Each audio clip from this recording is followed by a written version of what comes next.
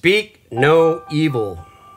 Boy, this one is disturbing. This one is anxious and it's uncomfortable.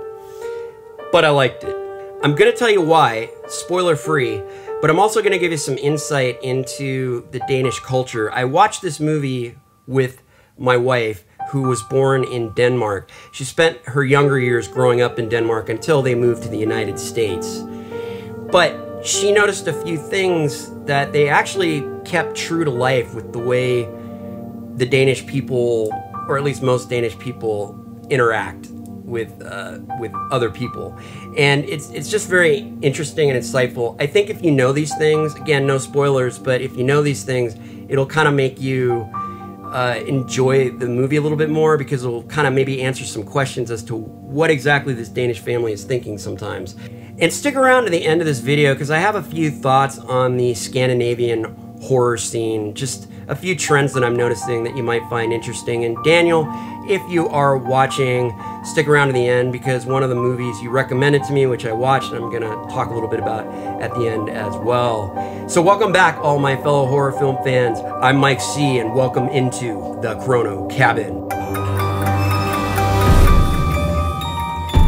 Speak No Evil is a relatively new Danish and Swedish horror film that just released on Shudder. So let's get into the synopsis. One family accepts an invitation to the rural home of another they met on holiday, only to find their lives altered in unexpected, deeply horrifying ways. Right off the bat, I enjoyed this movie. That being said, I probably won't watch it again. I just found it too anxious, too unnerving. It was tough for me to get through. It was, I would say it was not a pleasurable experience, believe it or not, but yet I was very interested in this movie, so I watched it all the way through, and I'm glad I did. Let's start off with the locations in this film. The beginning of this film is shot in Italy. This is where the Danish family meets the Swedish family. A little bit of it is shot in Denmark, but the majority of this movie is actually shot in Sweden. Very beautiful locations. I just really didn't have much time to enjoy them because I was just too on edge through the whole movie. I'm gonna warn you, if you have kids, this is gonna be a tough one for you to watch. If you have social anxiety, or you just feel anxious in social situations, or you feel anxious watching awkward moments that are uncomfortable on film, this is gonna be a rough one for you to get through. The entire movie is uncomfortable, and it just stays uncomfortable. It keeps getting more uncomfortable until the shock at the end. So just be warned going into it. This is also a very psychological horror movie. It's a very slow burn. It's a very slow, uncomfortable burn. So this may not be for all horror fans out there. If you're not really a fan of the psychological horror genre, you may not like this. I will say I am not a huge fan of slow burning psychological horror films. Typically I don't watch those kind of movies, but in this case I actually did enjoy this movie. Now, I mentioned I watched this with my wife. She only got halfway through because it was just too unsettling. She just couldn't do it. She could only watch it to a point. Luckily, she watched enough of the movie to kind of give me some insights into the Danish culture, a lot of which I've known, but some I didn't. And I think that's what made it so unsettling for her, is just that it's very real. The Danish family is a very real Danish family. It's very typical of the way a Danish family will behave. There are subtitles in this movie. However, the two families are actually speaking English the majority of the time. That was one of my questions. Why is a Danish family and a Swedish family speaking English? And my wife said this is a very common thing because the Danish language and the Swedish language are very different dialects. So most Danish people do not speak Swedish, and most Swedish people do not speak Danish. English is kind of a bridge language. And actually talking about it reminded me of this Danish series I watched called The Bridge. It's not a horror series at all. It's actually just a very good detective Danish drama. It's very exciting.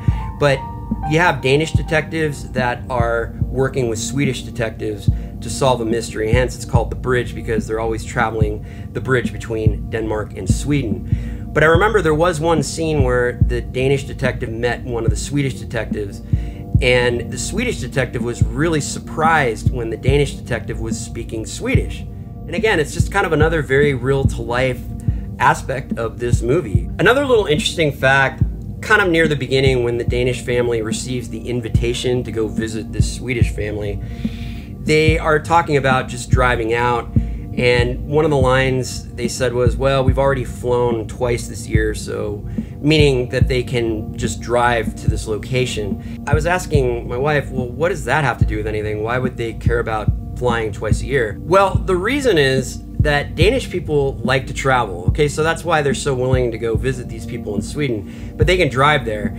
Danish people are very conscientious about the environment, so when they travel, if they have to fly, they have to fly, but they try to keep their flying to a minimum every year. So maybe once or twice a year they get on a plane. They don't like to do more than that because they feel flying is bad for the environment. Also, another interesting thing is that Danish people are very prone to accepting invitations because they feel that if they turn invitations down, it's just being very rude.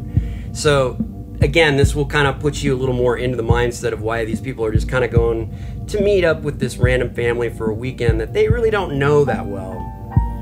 But this is why we have a good movie. The character of the mother in this Danish family is probably the strongest character in the movie. She's the one that's really kind of second-guessing everything. She's the one that's kind of speaking out when things just don't seem right. The character of the Danish father in this kind of gets broken down, and you might see the father figure as kind of weak. He's trying to please everybody. He's trying to make everybody happy. He's trying not to offend everybody. I found myself time and time again in this movie just saying, don't do that. Just go home. Don't do that. Why are you doing this? Just leave. Go home. That's very typical in horror movies too. I mean, you find yourself saying like, well, why are you doing this? Why are you doing this? It kind of reminded me of the way I felt in the Autopsy of Jane Doe. If you've never seen that movie, that is a creepy one, and that's a good one. I did a video on that one. I'll link to it. In that movie, I just wanted the guys that were doing the autopsy to get the hell out of there. And the same thing goes for this movie. I just wanted them to get the hell out of there, go home. And it's like, oh, and then sometimes they're almost ready to leave, but you know, they just end up back at the, you just have to watch it.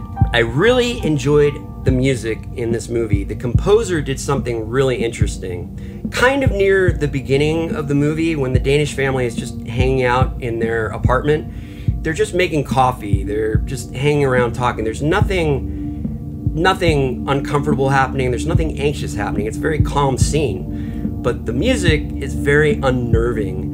It's a very atonal pad, and it's just kind of that typical music that you would hear in a very tense part of a horror movie, but it's happening over this kind of very calm scene. And to juxtapose that, when there is a very tense and uncomfortable moment in the movie, the composer just has this very melodic and beautiful music happening. So I think the reason the composer did that is to basically keep you off balance. Music has a lot of effect on us in movies, more than most people might think. And if a composer does a great job, sometimes it's just subliminal. But it can really add to the unease when you completely juxtapose the dark and the light and flip them. It worked really well in this movie. You'll have to watch it and you'll just have to see it. But the music choices were very interesting in this movie. I think the composer did a fantastic job, and I think it really added to that just uncomfortableness, the all-around uncomfortableness.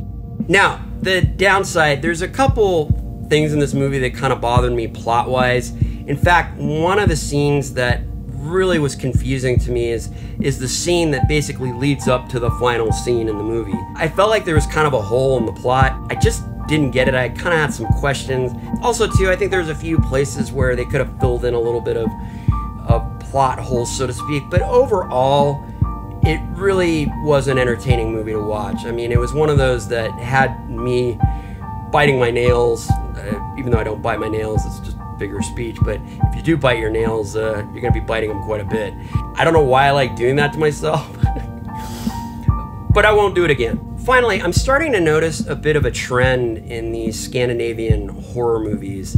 I do think the Scandinavian horror scene is kind of an emerging scene. So far, we've seen some pretty good movies come out of Scandinavia, but that trend is that they like to be very disturbing.